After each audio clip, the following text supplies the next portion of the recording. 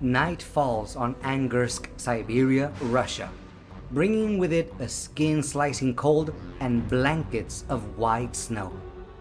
But that bone-chilling cold is not as terrifying as the horror lurking in the darkness, a phantom that has haunted this city for nearly 2 decades. Today, we will trace the steps of one of the most mysterious serial killers in modern history, a former police officer who turned the night into a stage for his unbelievable crimes. Mikhail Popkov, also known by the moniker the Werewolf of Angarsk. He was an ordinary man, a model citizen, a husband, and a father who seemed to have nothing suspicious about him. He was once a police officer, wearing the uniform that protected order, but hidden deep inside was a person with a terrifying, complex, and deviant psyche. Popkov, born in 1964 in Angarsk, Siberia, had the appearance of an honest man. He was married and had a daughter. In the eyes of his neighbors and colleagues, Popkov was a trustworthy person. He often helped people, always appeared courteous, and was a family man.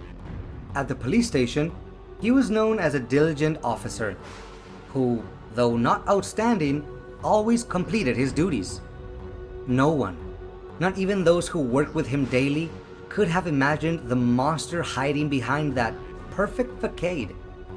His family life seemed peaceful, with no signs of abnormality. But behind that facade was a soul with hidden corners, affected by internal torments and deviant thoughts. So, what turned a police officer into a perpetrator of fear? According to Popkov's later testimony, one event became the last straw. He suspected his wife of infidelity after finding 2 condoms in the room. Although his wife explained that a friend had left them behind, suspicion and jealousy planted a poisonous seed of hatred in Popkov's mind. The arguments of the breakdown of his marriage may have been among the factors that strongly impacted his psyche. He began to harbor negative thoughts about women, especially those he considered to have an improper lifestyle, those who drank alcohol, went out late at night, or were simply confident and independent. This judgment and these obsessions became the premise for his later actions. He gave himself the right to judge and purge the woman he deemed corrupt, seeing himself as a cleaner for society. From 1993 to 2010, an unnamed terror enveloped Angarsk. A series of women suddenly disappeared mysteriously, and later, their bodies were found in horrifying conditions, abandoned in remote areas, forests, or snow-covered vacant lots. Initially, the local police faced an enormous challenge. Although there were many cases of disappearance and discovered bodies, linking them together was an impossible task. Popkov was too cunning and crafty. His greatest advantage was that he was a police officer. He knew the investigation procedures, how to erase evidence, which areas were sparsely patrolled, and sometimes he even participated in the investigations of his own crimes. He constantly changed his methods of approaching victims, used various types of weapons, and tried every way to erase all traces at the crime scene. This made it impossible for investigators to find a pattern, a consistent signature to identify the culprit. The first recorded victim was in 1993. After that, periodically, the bodies of women would appear, spreading extreme fear among the people of Angarsk.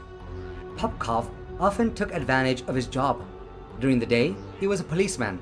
At night, after his shift, he would drive his police car or personal vehicle, cruising around the city, playing the role of a kind driver. He targeted women who were walking alone, especially those who had just left bars or parties and appeared to be drunk.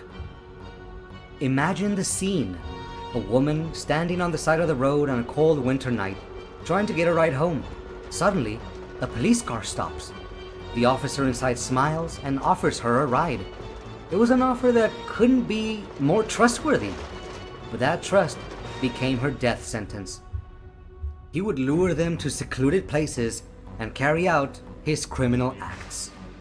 He used many different items as murder weapons: hammers, axes, knives, ropes, screwdrivers, and even shovels. His brutality knew no bounds. Many victims were not only murdered, but also subjected to acts of violence and inhumanity before they died. The bodies were often found unclothed, treated brutally, a sign of Popkov's pathological hatred for women. Many bodies were left deep in the forest, under the cold snow, or near sparsely traveled roads, creating scattered crime scenes that made the police's work exceptionally more difficult. For nearly 2 decades, Angarsk was engulfed in an atmosphere of extreme panic. Women dared not go out on the streets at night. Late-night taxi rides became a nightmare, and the sound of a police siren would sometimes make them shudder, not out of a sense of safety, but from a vague fear, a premonition that the culprit could be very close, even among the protectors of the law. However, heaven's net is wide. No matter how sophisticated a crime is, it will eventually be exposed.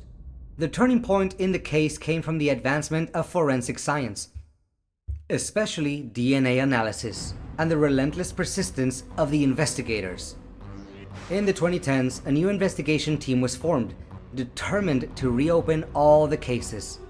They recollected biological samples like blood, semen, hair fibers from the scenes of dozens of unsolved cases, including those that had occurred long before. With more modern forensic technology, they analyzed them and discovered an astonishing connection. Many different DNA samples from various scenes belonged to the same individual. This was a major breakthrough, helping the police to confirm the existence of a single serial killer and narrow down the scope of the investigation. Another extremely important clue appeared in one case. Near a body, police found tire tracks from a Lada Niva, a very common car model in Russia. However, this tire track had a very distinct characteristic, seemingly from being worn or having an atypical cut. Based on this clue, investigators conducted an unprecedented large-scale search. They checked the records of all Lada Niva owners in the Angarsk area and surrounding regions, a list comprising tens of thousands of people. When interrogated, Popkov appeared frighteningly cold and showed no signs of remorse or repentance. He calmly confessed to all his crimes. He had an extraordinary memory, able to recount the details of each case, the victim's name, the method of attack, and the location where the body was disposed of, even for cases from 20 years prior. He did not hesitate to lead the police to places where they had previously been unable to find traces, helping them to find more victims' bodies. The most chilling thing was how he justified his actions by declaring that he was cleaning society of immoral people. According to his own disordered and pathological definition, he said, "I wanted to purge the city of licentious women. They put themselves in that situation. I was just a cleaner." He even appeared proud of what he had done, considering it a mission. In 2015, Mikhail Popkov was sentenced to life in prison for 22 murders, but the story did not end there. In prison, he continued to confess to more crimes, seemingly to satisfy his pathological ego and to remain the center of attention. By 2018, he received a second life sentence for 59 other murders and 1 assault, bringing the total number of confirmed victims to 81. The actual number could be even higher, making him the serial killer with the most victims in the history of Russia and modern history. The story of Mikhail Popkov is a chilling reminder of the presence of evil, even in the places we least expect. A police officer who should have protected the public became the most fearsome predator. This case is not only a dark chapter in judicial history, but also a terrifying study of the hidden corners of the human psyche, of how personal trauma, obsessions, and deviant thoughts can turn a person into a horrifying monster. The lessons learned from this case is the necessity of constant vigilance, trusting one's intuition, and always seeking help when needed. Sometimes the most horrifying secrets are hidden in everyday life, in the people we interact with, and the haunting question remains: how many more unsolved mysteries are there? How many other werewolves are lurking in the dark, waiting to be exposed?